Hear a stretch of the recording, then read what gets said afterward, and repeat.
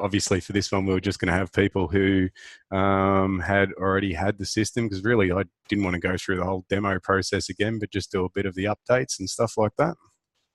Fair enough. All right. Well, we'll get started and people can come in. Hello, everyone. I've got you all on mute, so you can't say hello back just because the way life goes.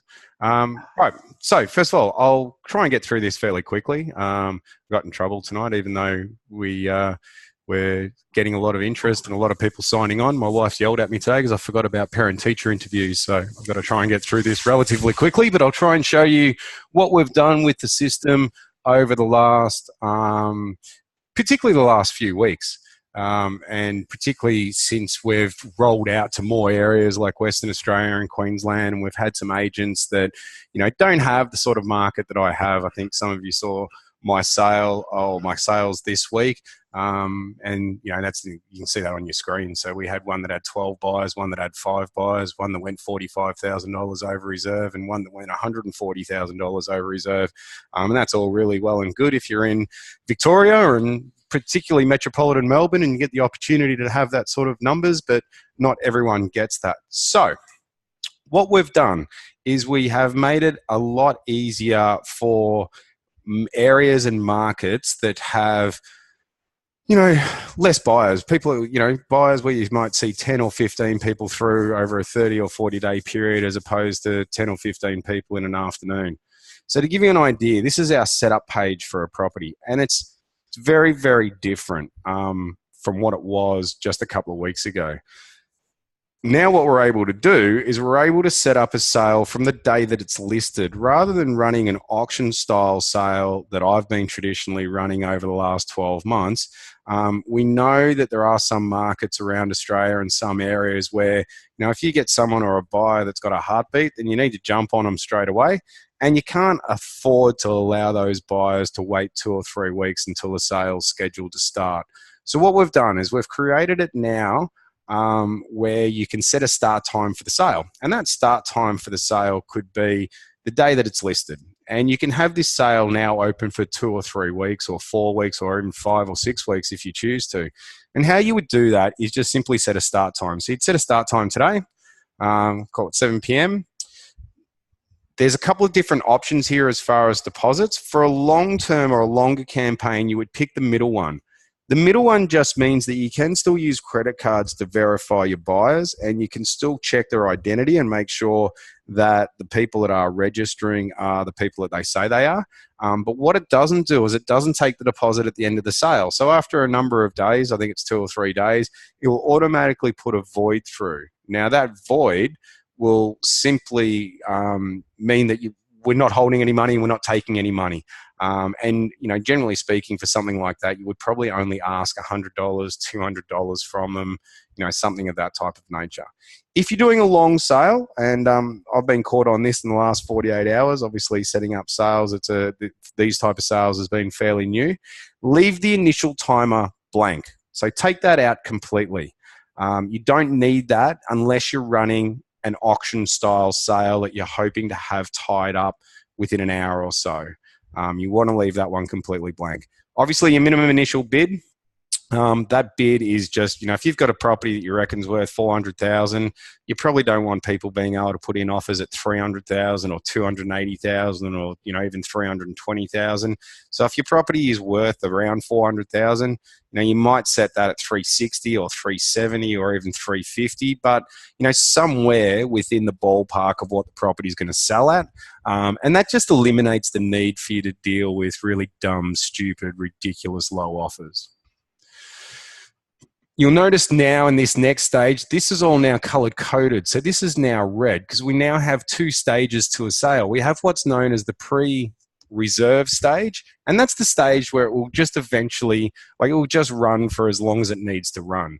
Obviously, you put a reserve amount in there. So in the example we're using, we're saying the reserve amount on this sale is $400,000.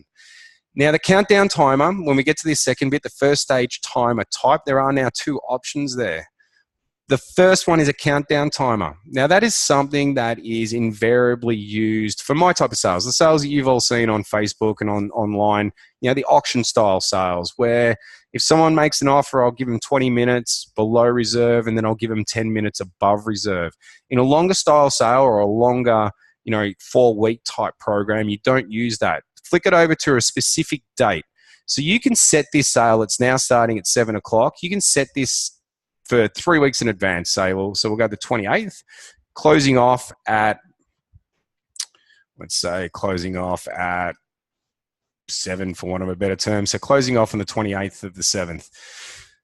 You can choose your increments. So you might say that they can only go up by $5,000 in something that's pre-reserve. Now, what that means is every time someone makes an offer on the property, if it's below your reserve amount, below the amount that the vendors or the owners will accept on the property, then that timer will automatically always revert back to this. It will just default back to this. So the 28th of the 9th, 3 weeks from now at 7 p.m. So it won't count down over a matter of hours. It won't count down over 24 hours. It will just count down to whatever date you've specified as the end of your first stage sale. All the way through that first stage, they have a minimum amount that they can forward their bidding by $5,000 or $1,000 or $2,000 or $10,000, whatever you choose.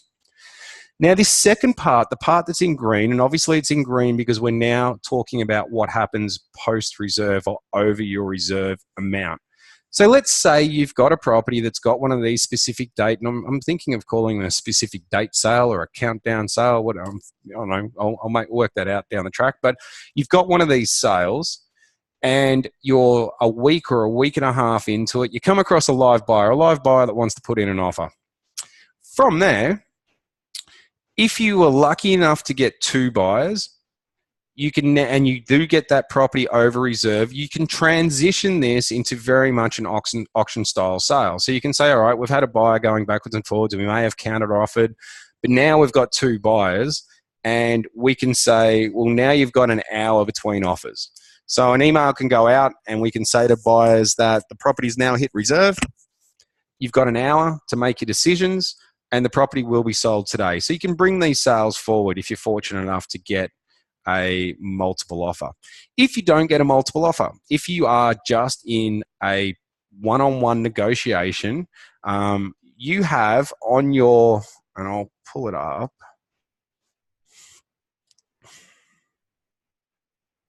you have on your counteroffer,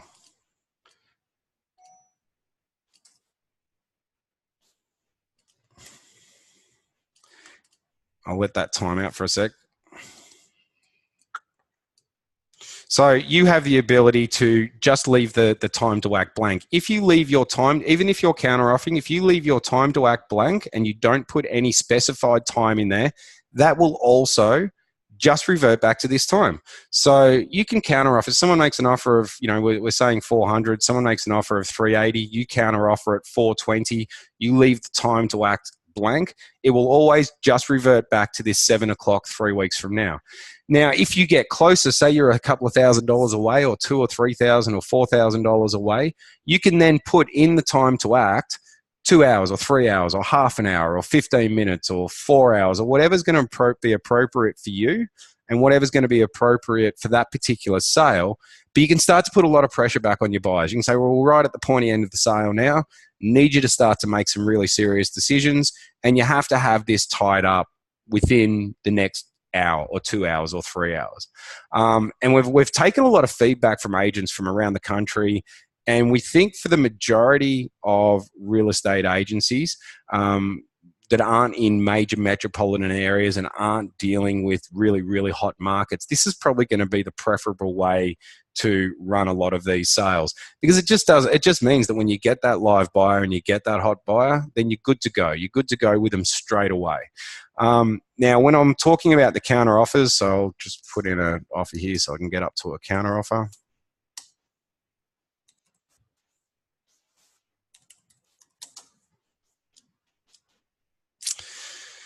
So when I make a counter offer, and I might make a counter offer here of 520,000, if I leave that blank, so if I take out that time to act and just leave that blank,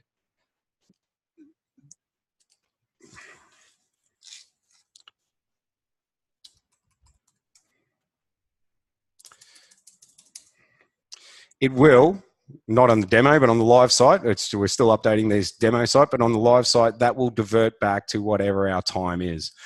Obviously, I can say to them, they've got 2 minutes to act. Or I can say to them, they've got 2 hours to act. But I can decide at that point in time what length of time I'm going to give these people as far as their counteroffer goes. So it provides a whole heap of flexibility and a whole heap of, I guess, options from an agent's point of view as to who you're dealing with, what sort of level of interest you've got, what sort of number of buyers you've got. Now, I'll just unmute you again for a sec, Phil. Hey, Phil, can I show them your sale that we've just set up? Yeah, no, go for it, mate. All right. So this is one that we've just set up today for Phil. So it's a property in Western Australia. We've set that for 25 days. There are buyers, there are pending buyers on that. There are invitations that have been sent out. There's been some interest in that property. If someone comes along over the course of the next 24 hours or an open for inspection at the weekend or a private inspection on Sunday or Monday and makes an offer, every time those offers are made, that will just revert back to that point in time until such time as they hit their reserve. So you can start to see that there's just a massive amount more flexibility as far as how you're setting these sales up. And that's pretty much it for the upgrades. In regards to stuff that's going through tonight, so we have some further. I'm just trying to find it. Bear with me a sec. We do have a list of the upgrades that are going through tonight.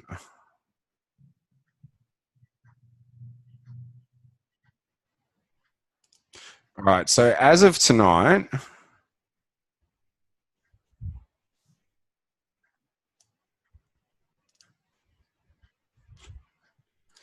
we will have, the reserve amount will no longer have any implications on multiple, on single offer sales. So on a single offer sale, your reserve won't have any effect. Your counter offer will act as your reserve. Your reserve will only affect your sale, or only have any issue with the sale, or only have any implications on the sale as if you get multiple offers. You will now be able to counter offer at the same price. So we had an issue on some of these sales, and we've been running a number of these sales around the country. We had an issue in one of our sales in Queensland where the offer was $420,000. The buyer went up to $380,000. Now the agent wanted to counter at $420,000 again because they wanted to hold the line at that price. It was the price that their vendor was very adamant that they wanted to accept. The issue that we had is the system wouldn't allow them to counter at the same price. It wanted that counter offer to be at least $1,000 less. So we've made some changes to that. If you want to hold the line on a negotiation, you can keep going back and they can go 380, 385, 390, but you can just keep counter offering at 420. It starts to show a really clear message to your buyers that the vendors are adamant and sticking at that price. So that's one of the changes that we've made. The other thing is that when you're running on a single offer, the sale will not complete successfully unless either yourself or the buyer hits the accept offer button. So it's important that the buyers know that in order for a sale to complete, they can't just let it run out. They do need to hit the accept offer button because we've taken the reserve away from the single offer and the one-on-one negotiation. So the system doesn't know whether it is at an acceptable level. Only you or the buyer will have to tell the system that by hitting the accept offer button. Otherwise, if it just runs out of time and no one has hit that button, the sale will just go through as cancelled, reserve not met. The reserve will only tie into a sale on a multiple offer. And some of the experience, and I guess a lot of the feedback that we've had in a lot of other sales that aren't in major metropolitan areas, is the majority of those sales are running on a one-on-one basis or a single offer basis, and we're not getting anywhere near the same sort of numbers of multiple offers. And from what we've seen is maybe 1 in 10, maybe depending on your area, 1 in 15, maybe 1 in 5 properties gets a multiple offer, but the vast majority of those properties are going through very much on a one-on-one single offer basis. So we've just we've taken the feedback. We've had a number of those sales run now, and we just wanted to make sure that we listened to that feedback and we just built greater functionality into the software so that for those of you that aren't in really, really hot markets, you can start to use this from day one at listing. And, you know, obviously if you get to the end of a 3 or 4 week period and the property's successfully had offers, but it hasn't had offers at an acceptable price or hasn't had offers at a level that the vendor is prepared to accept, well, then your owner's really got a clear choice. They either come back to you and, you know, look at taking the highest offer, or it doesn't sell. Much like any sort of negotiation, they've got to meet the market eventually, and if they don't meet the market, then they have little other choice. But it does provide some very, very powerful market feedback directly back to your owners. At each time an offer goes through, you know, you'll be notified, your owners will be notified. If you put them in, obviously there's no obligation on you to put your owners in for notification. I mean, I would suggest that I probably would so that they can see offers as they're coming through. But once again, that is an agent choice. But, you know, from a slightly slower market, it just provides a whole lot more, you know, direct market knowledge back to your owners, direct market knowledge back to you. There's a lot of advantages there from a buyer's point of view. I think we've all had situations as agents where you've got a single offer, you know, they offer 480, your vendor says they want 420 or 520. You go back to the buyer and say, look, thank you very much for your offer, but the vendor will take 520. Buyer says, yeah, no worries, great. I'll speak to my wife and I'll give you a call tomorrow, and then you don't hear from them for 2 or 3 days. One of the benefits that we're finding in the feedback from agents that are now using this style of sale is that it kind of puts the buyer on the hook. You know, they have a specific time. So if you say to them on a counteroffer, they've only got 24 hours to make a decision, particularly when you're getting close to a result, or you've only got 12, 6 hours or whatever the case may be to come back with an answer, it puts that line in the sand, and it really makes the onus very much so on the buyers to actually come back and give you some sort of response one way or another. So I think there's some real advantages. Clearly, that's not going to work for every buyer, but for a lot of buyers, that physical clock ticking down can be quite a powerful motivator to get them to act. So look, as I say, it was only going to be a relatively brief discussion, but I did want to just very much cover off on that because it is a fairly radical departure from the type of sales that I've been running. You know, effectively moving away from that very high pressure, high intensity sale that only lasts for an hour or so, or only lasts for a couple of hours. Clearly, if you've got a property that you think is going to benefit from that, and you would already be making those decisions in your marketplace for the most part when you're choosing to go either a fixed date sale or an auction or something like that. This is very much the same. If you have a property you think is going to have a lot of interest, then certainly you can choose to go down that path. But I think for most people, being able to open up a sale live from the moment you've got it listed and invite offers at any time is going to be probably the preference. Any questions about what we've done here? I'd like to answer any specific questions if you've got some.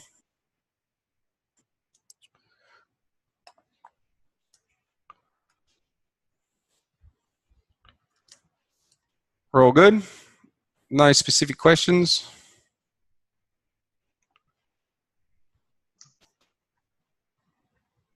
Hey there, David. Yes, I forgot to unmute you, Phil. So you've been there very quietly in the background, mate. What's up, mate? Okay, so I'm sitting here in the background. So I'm now thinking of myself as a buyer. So I come through one of, say, your open homes. Yep. And you've got your laptop there in front of you. So now that we don't have the countdown of the timer, and you all say, would you like to put an offer in, you can pretty well much qualify them, have them registered there at the home open, and then for them to submit an offer straight away. Absolutely. Seller. Yeah, absolutely. Because that's in our market in WA at the moment. If we've got a buyer who's got a checkbook and a heartbeat, we're basically getting the duct tape out and the rope, and we won't let them go. So I think this is a great tool for when we've got a hot buyer. We don't want them to go home and think about it. No, no, exactly right. And well, once again, you can either SMS them the link. I did that previously at an auction just last weekend. At an open, sorry, last weekend. I had like a line of, and once again, it was that sale that had 12 people bidding on it. So I had a line of 2 or 3 people who were lining up to my laptop to put their name in. I had someone that had to leave. I just grabbed the buyer registration link for that property, and just SMS the link to them. They signed up and paid their registration in the car as they were leaving the open for inspection. And before the open for inspection had finished, it approved them. They'd paid their registration and they were good to go. Now, obviously, I had a start date on that of 7 o'clock in a couple of days' time, but in a live sale, it was live from day one. Yet, 100%, you could conceivably at an open for inspection take a registration, approve them, have an offer, have that offer communicated to the vendor, and have a counter offer back to the buyer before the open for inspection's even finished.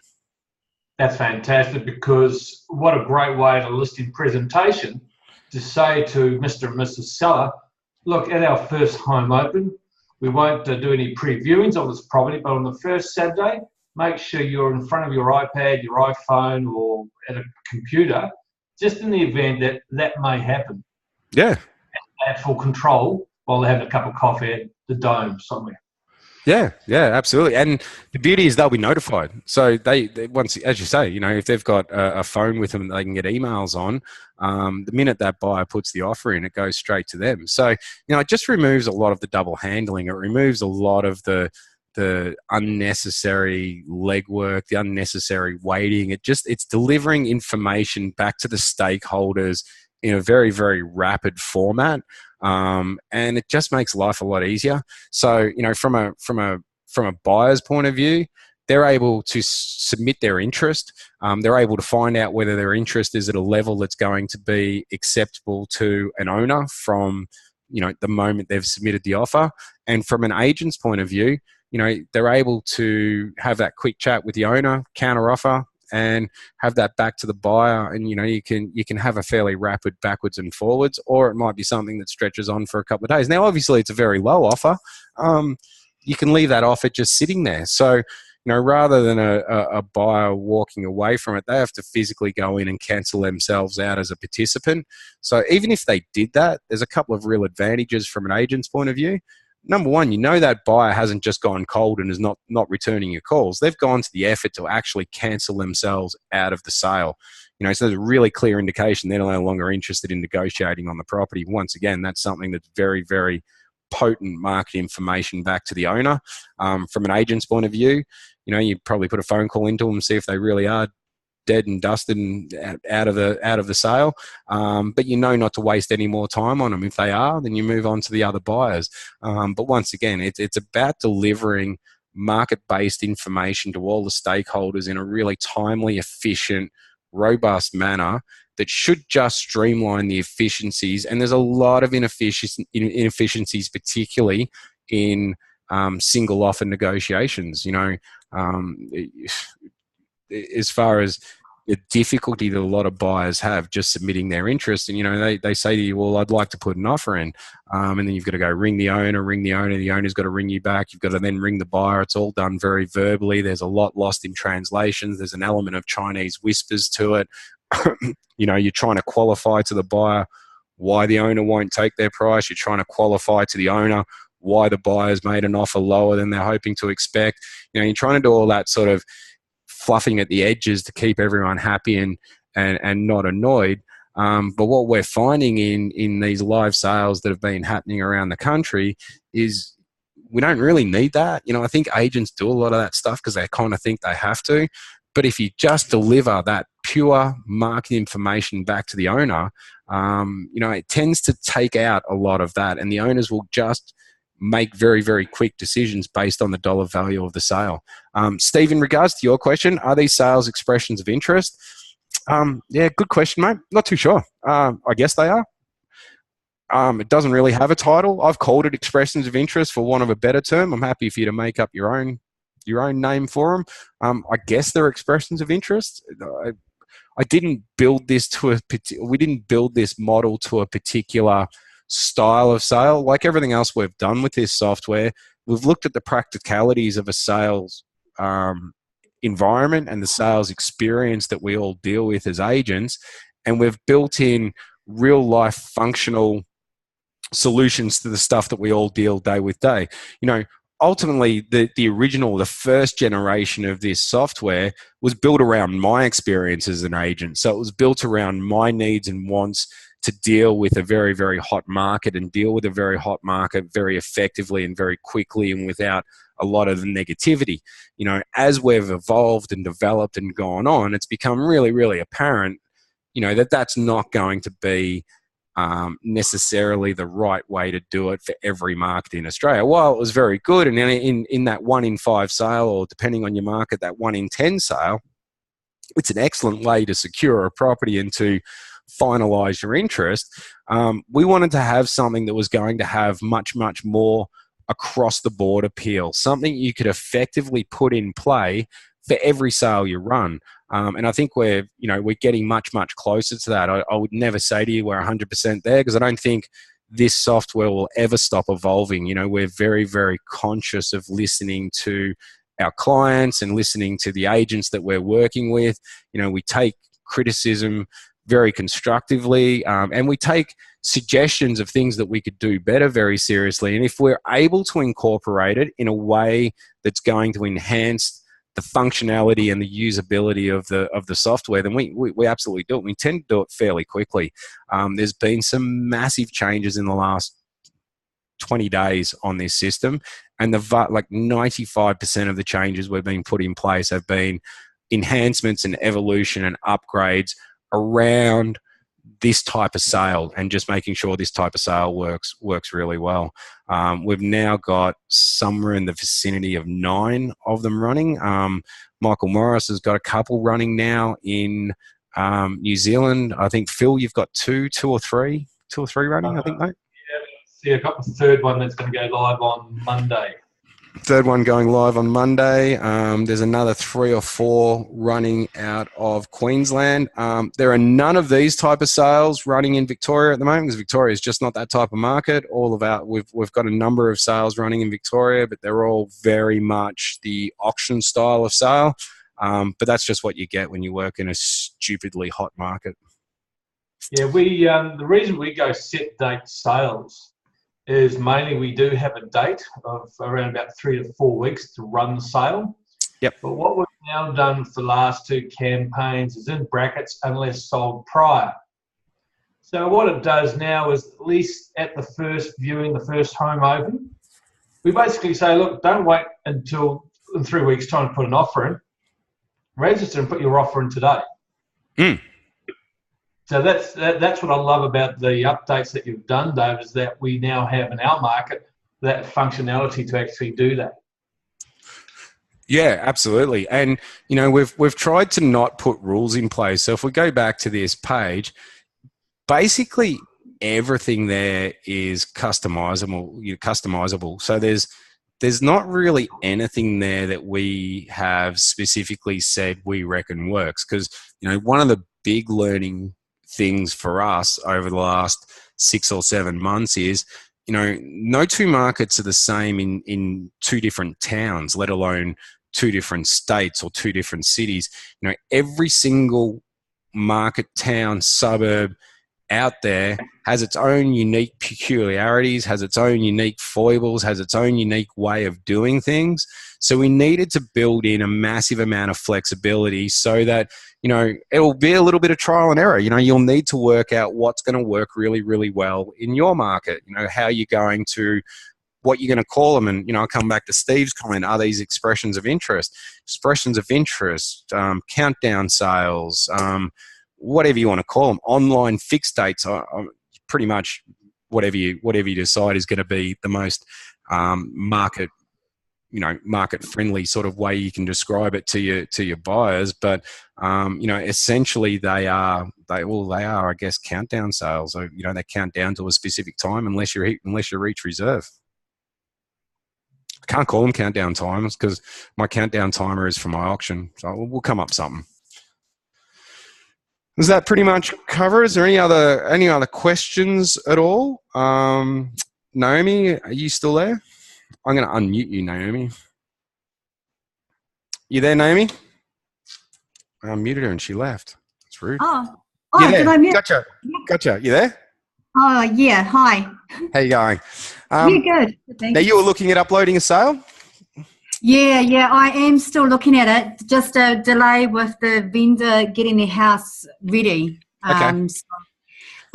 Yeah, and because it's a family friend, I'm going to trial it with this. But I definitely feel a lot more confident with these changes, though, David. It's great because we run a lot of our deadlines unless sold prior, and we know a lot of companies don't. But Yep. we at least make sure we've had one open home, one weekend viewing, and it's really, really good. So we'll be up and running with it hopefully next week. Yeah, and it's funny, when I'm talking to agents, unless you're in the middle of Melbourne or the middle of Sydney, most agents, I think, are going to very much prefer this type of sale. I think this fits into way more markets than the auction style. And it stands to reason when you stop to think about it. Auctions themselves as a method of sale have only ever been really highly popular in Melbourne and Sydney. And it's only ever been because Melbourne and Sydney have got the markets and the level of competition to support, that type of really highly competitive, high intensity sale. But they've never really taken off in any other parts of Australia or New Zealand or anywhere else for that matter. So we have made a very specific decision to move away from those type of sales and to allow that, that flexibility for agents. Obviously, Amy, from your point of view, I look at it and say, well, knowing what I do know about New Zealand now and speaking at length with Steve over the last year, and certainly Michael, I think this is absolutely custom fit for a market like New Zealand, where if you've got buyer after the first open for inspection or after the second open for inspection, you don't want to wait 2 weeks for them to put an offer in. If they've got a good offer and they want to do it now, we need to be able to give you the opportunity or give you the software that allows you to do that now. Sure, yeah, no, that's right. It's great. I did have one quick question, if I could, David, just with regards to when a purchaser, if they changed their mind, or so they were a bit hasty and they placed an offer and they wanted to withdraw that. Yep. What happens there? Yeah, so a buyer can cancel themselves out of a sale at any point in time. That information or that offer will stay on site, so it will stay in the offer history, but you will get a notification that buyer has withdrawn from the sale. Right, but that would be known in terms of other buyers being able to see where it's at with the removal of that offer and carry on from there? They can still carry on, but they will see that there's an offer in there. Right, okay. And we had to do that because where do you draw the line at where do you take offers out? And it created linear problems just within the software. Originally, we were going to take, if a buyer cancelled themselves out of a sale, we were originally going to take those offers out, but it created linear problems in the offer history in that you could have, an offer history that just didn't look right and would create credibility issues amongst the buyer. So the best thing that we can do, we are still discussing that one backwards and forwards, to be honest with you, Naomi. We are maybe even thinking about having a red line that strikes through it so it can clearly be seen that it's no longer a current offer. But we haven't made a final decision. As it stands today, that offer stays in the offer history, but it's not. We haven't made a final decision, and I think, as you can see, we are forever, and I'll spend the next 10 years of my life forever tinkering with this software and making changes and upgrading it. So that's not a rock solid decision that we've made for the long term. It's just the way it is today. If we get enough feedback from agents over the course of the next few months, 6 months, whatever the case may be, that they would prefer to see those offers removed from the offer history, then by all means, we'll certainly find a way to do it. Yeah. What if that offer, though, David, is like you've reached the reserve and it is the leading offer as the time is ticking down, and that is the offer that the buyer's wanting to withdraw, which obviously is going to affect the whole process. Yeah, so what we're going to do with that, and that's something that's going to take us about 2 months to build, but we do have a plan for that. So what's going to happen there is we're going to have a suspend function. So in a situation where that happens, basically, as it stands right now, if that happened today, what you would have to do is close down the sale and restart the sale. So you'd basically have to cancel it out, reload it, and start it again. And that's the reality of what would happen in that situation today. We have planned around our next upgrade, our next really major upgrade, and that's a suspend function. So what will happen if that happens, as an agent, you'll be able to suspend the sale. Everyone will get a notification that the agent has been suspended, that the sale has been suspended by the agent. And then you'll be able to take that buyer out, reset timers, reset reserves, reset all the stuff you need to reset, and then refire the sale back up. And a new notification will go out to all the existing or remaining participants that the sale is now open again. So we do understand that that's something that needs to happen, particularly if you do get a buyer in your situation, if they're over reserved and then they decide to pull out. The only option we've got today is to close that sale down. It rarely ever happens, but I understand it's a possibility. So right now it's a matter of cancelling it and starting again, but we do have plans to make that a more seamless process. And we've just got to weigh up our priorities as far as what we build and when we build it. So what we've built now is building a really functional, robust system that's going to work across much greater breadth of markets. That one, because it's only going to happen in the odd occasion and not happen all that often. From our experience, it's something that we know we have to build. But there's a few other things, at Realty as an entire network, we're building a portal for them. There's a massive amount of work. So we've had some priorities that have come in before that. And there's, we're doing a large build also for Stockdale and Lego, which is a Victorian-based franchise. So that stuff has kind of tied us up for the next 8 weeks. But once we get through that process and we've managed to roll out to those fairly large networks, will then be in a position to work on the suspend function, but it's the next major upgrade on our list. Okay, no, that's great. Thanks for that. No problems at all. Has anyone else got a question that they'd like to ask?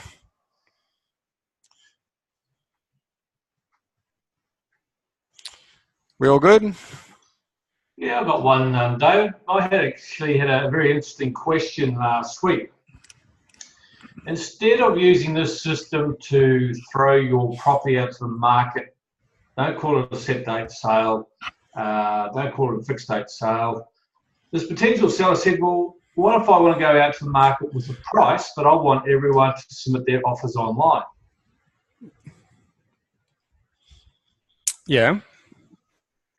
So I thought about Naomi over in the New Zealand market. Now, being a Kiwi, I know sometimes in some markets, a lot of people are very hesitant about not going out to the market without a price.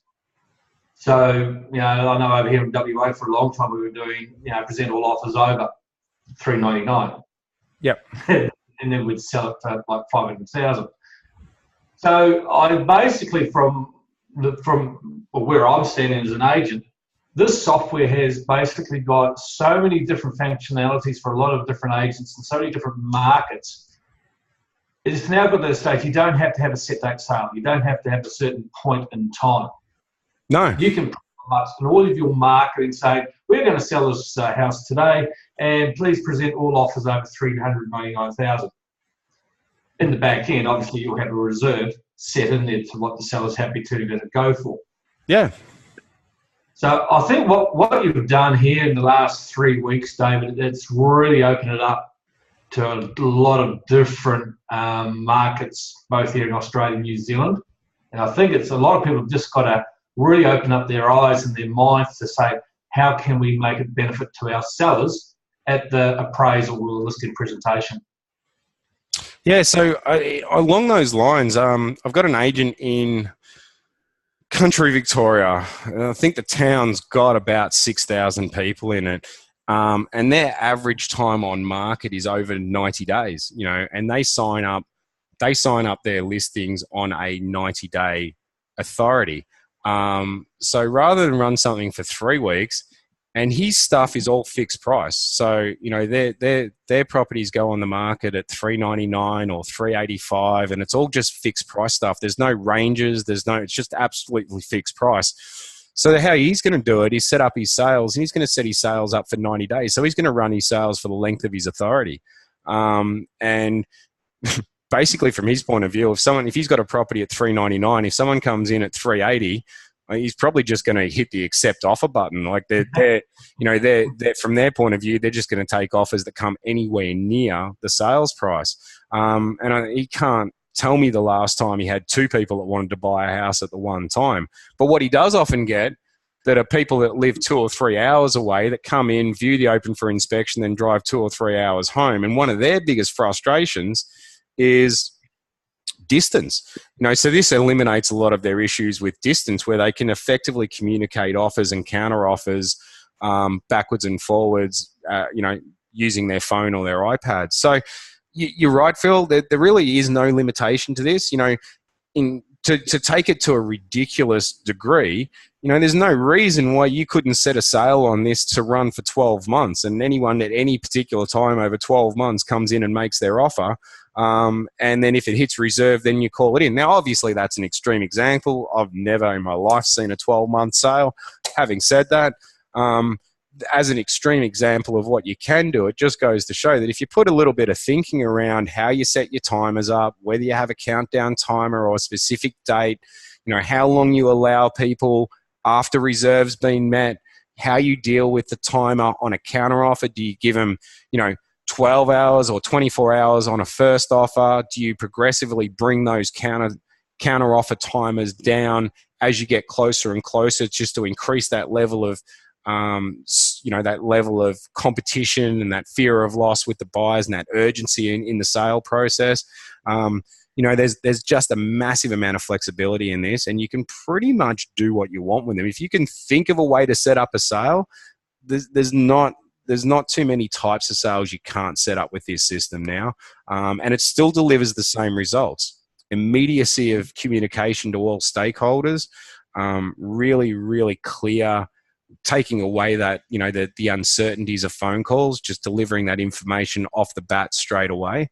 And, also allowing you, if you do get to a situation where we've all had, where you're going backwards and forwards with one buyer and then a second buyer pops up out of the woodwork and says, you know what, I do want to buy this house, I quite like it. Well, you can just dovetail them into the sale seamlessly, take a step back out of it and just let them fight for it. So, it gives you the best of both worlds from that regard. Yeah, as our markets slow down, either here in Perth or Sydney or Brisbane, it now gives us the functionality to change the way we would set up a sale historically, whether it's a hot market or going off the boil market. What we've just done in our last active listing here is we actually set the sale and we didn't do any previewings. And I think we've got about 8 registered buyers. Yep. We just created that fear of missing out. We want to go through the property before the first home open. We said no. Yep. Register as a potential buyer, and once we've set the sale, we'll send it out, so that when they all go through in that first 30 minutes of the first home open, we can pretty much say, would you like to submit an offer online? Yeah. At least that way you're basically protected that buyer for the first 7 days before they've gone out and looked at something else. And that's happened to us before as well, where buyers go out, they look at a house, oh, we like that, then they go to the next home open, they like that one better, so they go put an offer on it. So in these sort of markets now where buyers are gold, it's just another great tool to have to, just to get them to look, if you're serious about the property, submit an offer. You might be surprised. Yeah, absolutely. And the other thing that you've got now is you don't actually have to make a counter offer, because we've got that timer that now ticks down for 3 weeks or 4 weeks or 2 weeks, or I think what's yours, 20, what is it, 25 days, 25 days. There's no obligation on you to actually counter offer. You can just let that offer sit there. You can counter offer if you want and go back to them and say, well, no, thank you very much for your offer, but the vendor wants X amount of dollars. But once again, that's a choice that you make in your own market depending on your own circumstances. There is absolutely no necessity to do that. You can just let that offer sit there and say, look, thanks, appreciate it, understand that you've made the offer, thank you very much. Having said that, the vendor has considered your offer. We're just going to let it sit there for the time being, you know. And I don't know that that's going to be right for everyone. I think most agents would probably prefer to counteroffer.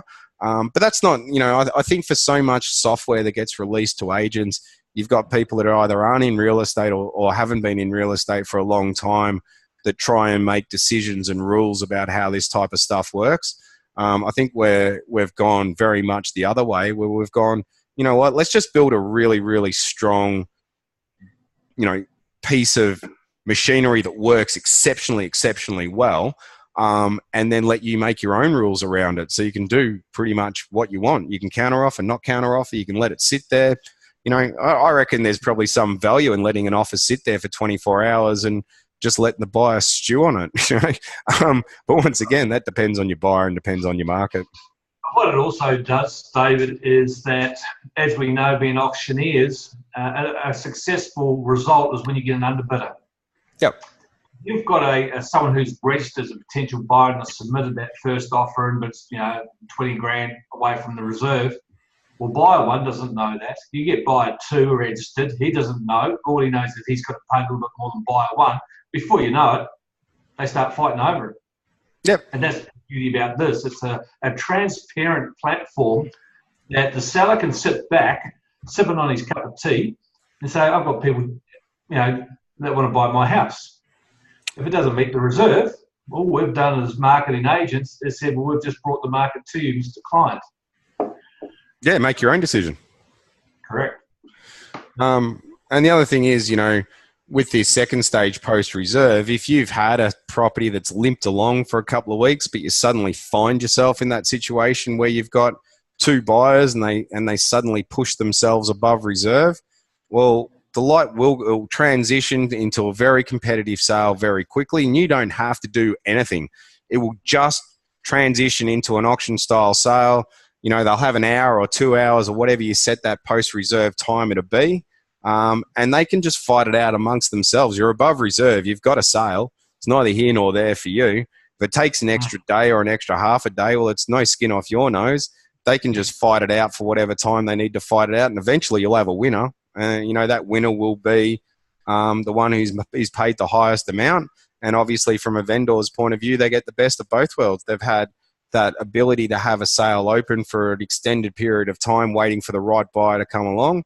If they're fortunate enough to be in a situation where they've now attracted two buyers that want to fight for it, well, you don't have to go through all the cloak and dagger stuff with the closed date, closed tender type sales.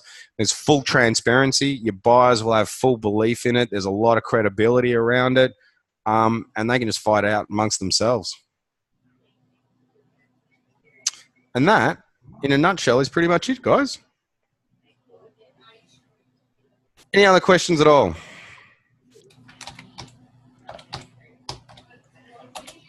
Have you had many people wanting to put in offers, like subject sale offers? No. Look, I had the subject to sale. You'll notice on my one, this is my my page. I don't allow subject to sale. I've banned it from my page. I don't want to ever deal with subject to sale. I hate that clause. I've always hated that clause.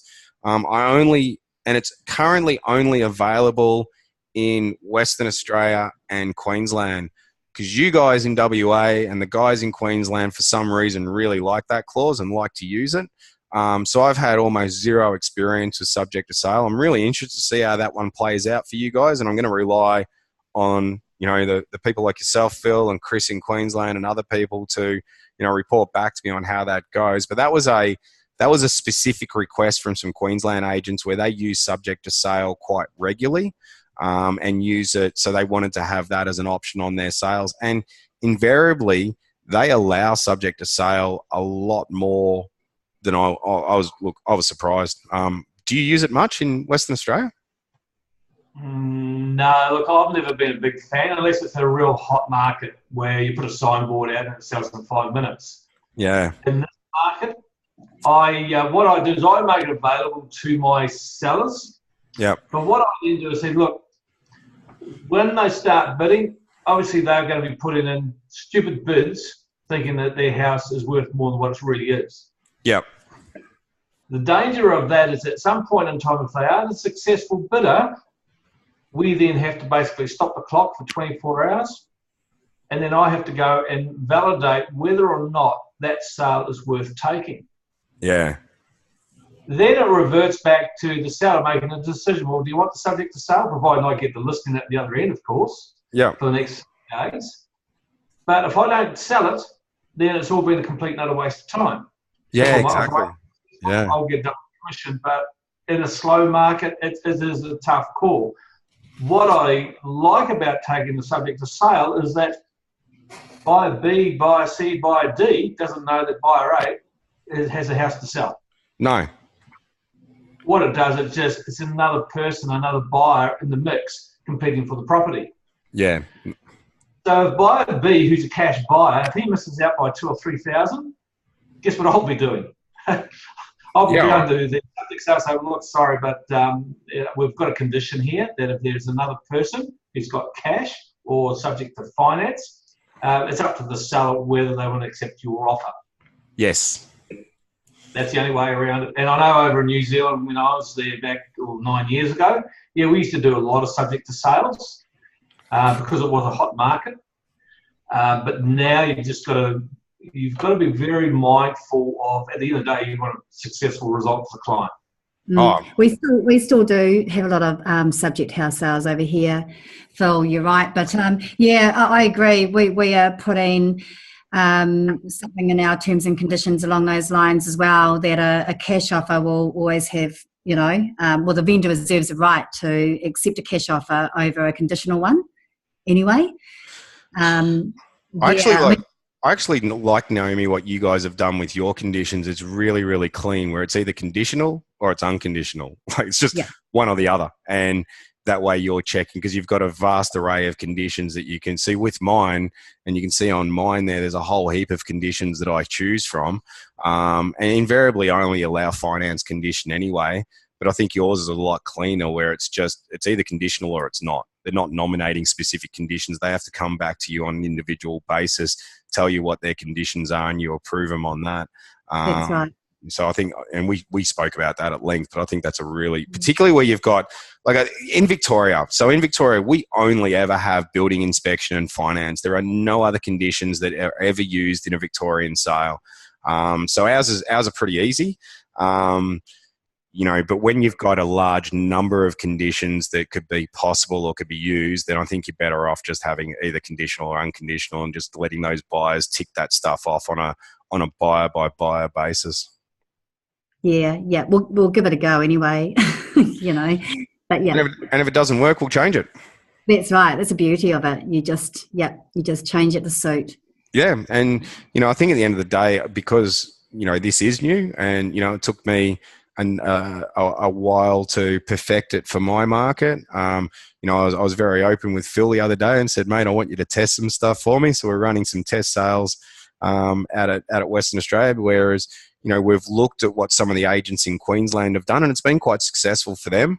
And we've unashamedly ripped off their stuff and said, well, and a lot of these changes have been born from requests from the Queensland agents who have come back to us and said, Dave, it's great, love the system, can it do this? And I've looked at it and said, no, not today, but give me a couple of days and I reckon it can. So we've made those changes at requests of them to ensure that it works in their market. And then we've obviously looked at it and taken a lot of the stuff they've suggested, then taken it a step or 2 steps or 3 steps further, and just expanded on their original ideas to give it a bit more breadth and a bit more depth. But yeah, no, look, I'm excited about it. I think what we've got here now is the start, and I think it's only the start. I think at the end of the day, the feedback that we receive from places like New Zealand and Western Australia and Queensland will obviously give us a great deal more feedback to help expand on its capabilities. But I think we're at the very start of a journey where this becomes something that is, very much usable right across the board, from a market that has one buyer every 30 days to a market that has 30 buyers every 1 day. Yeah, good. All right, guys. Well, I think we'll wrap that up tonight. I'll go and see if I can dig myself out of the doghouse at home, and apologise for missing parent-teacher interviews, but it's my oldest child, and they're kind of boring. They just always tell me how quiet and lovely she is and polite. The parent-teacher interviews for my youngest son are more fun, where they tell me what a little bugger he is. Yeah, excellent. Thank you so much, David. Yeah, thanks again, and hi everybody. All right, guys. Thanks heaps, and I will catch you soon. Phil, I'll speak to you over the next couple of days, and we'll keep giving you updates. You'll help us make this better. Keep giving us feedback on stuff that works and stuff that you think might work better in your market. We'll keep refining it and keep updating it until we get to a point where, we'll never get to a point where I'm happy with it, but we'll get to a point where you guys are more happy with it. All right, I'll talk to you soon. If you've got any queries, as always, just shoot me a message. Thanks, guys. Thanks, David. Bye. Thanks.